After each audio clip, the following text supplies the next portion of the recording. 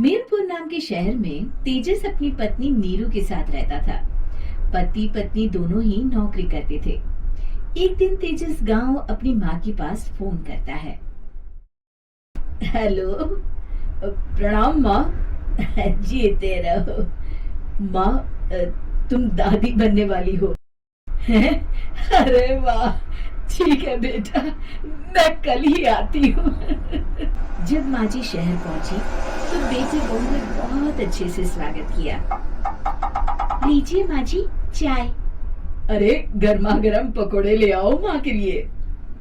नीरू रसोई में गई और 2 मिनट में ही पकोड़े ले आई। बहू, जादू से बनाए हैं क्या? अभी तो रसोई में गई थी। माँ जी, शीला रसोई में पकोड़े तल रही है, मैं बस लेकर आई। हे भगवान, मेरा धर्म भ्रष्ट कर दिया तूने। अब तो गंगा जल से शुद्धिकरण करना होगा। दूसरे दिन, माँ जी मैंने नाश्ता बना दिया है, ऑफिस जा रही हूँ। पर अभी तो घर का सारा काम पड़ा है। शीला आती ही होगी, झाड़ू पोछा बर्तन कपड़े वो सब कर लेगी। हमारे जमाने में घर का सारा काम हम ही करते थे। जी माँ जी, आप बहुत होशियार हैं, मैं घर ऑफिस दोनों नहीं संभाल पाती। तो जरूरत क्या है घर से बाहर जाकर चाकरी करने की? वैसे भी घर का काम खुद करने से घर में बरकत आती है, समझी? पर माँ जी।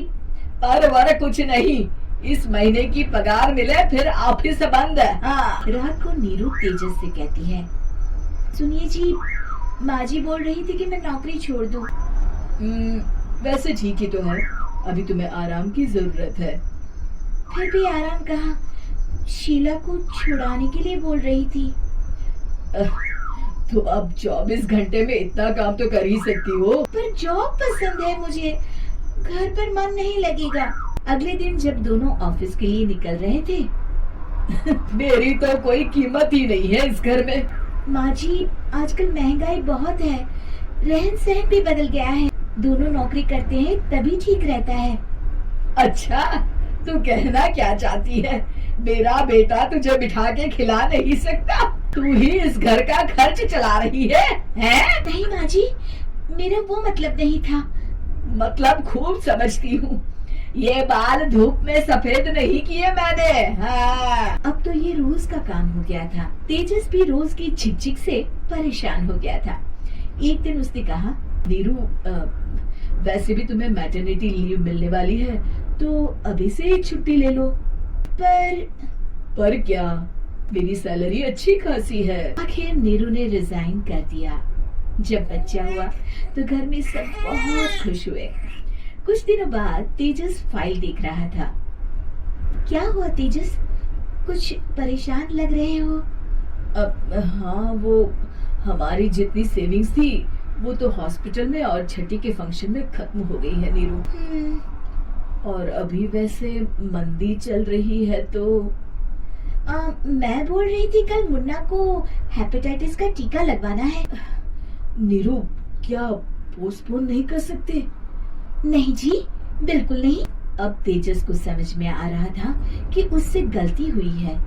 पैसों की कमी का असर घर के माहौल पर भी पड़ रहा था। अगले दिन, बेटा मेरा चश्मा और ये दवाइयाँ ले आना, पर्चा देते हुए माँ जी ने कहा। जी। तेजस, मुन्ना के लिए दूध का डिब्बा और डायपर भी ले आना, और ये किराने के सामान की लिस्ट है, इसे भी लाना है। तेजस गुस्से में लिस्ट मरोड़ कर फेंकता है और चिल्लाता है, पैसे क्या पेड़ पर उगते हैं? ये ले आना, वो ले आना। अरे पर ये जरूरत का सामान ही है। वो गुस्से में बिना कुछ कहे ऑफिस चला गया। अरे लंच तो ले जाइए। नीरू दौड़ कर डिब्बा पकड़ाती है। एक दिन खाना खाने के बाद, नीरू, अब तो मुन्ना कुछ बड़ा हो गया, तो अब तुम वापस ज्वाइन कर लो ना जॉब। पर इस रिसेशन में जॉब मिलना बहुत मुश्किल है। ट्राई तो करो। फिर मुन्ना? माँ जी है ना, और एक फुल टाइम मेड भी लगा लेंगे। पर माँ जी, उन्हें तो पसंद नहीं। तभी माँ जी वहाँ आ जाती है और प्यार से नीरू के सर पर हाथ फेरते हुए बोलती है, अब मेरी समझ में आ गया बहू, पहले के और अब के समय में अंतर है। तुम काम शुरू करो, मुन्ना की जिम्मेदारी मेरी। मेरी प्यारी माँ जी, ये कहकर नीरू उनके गले लग गई।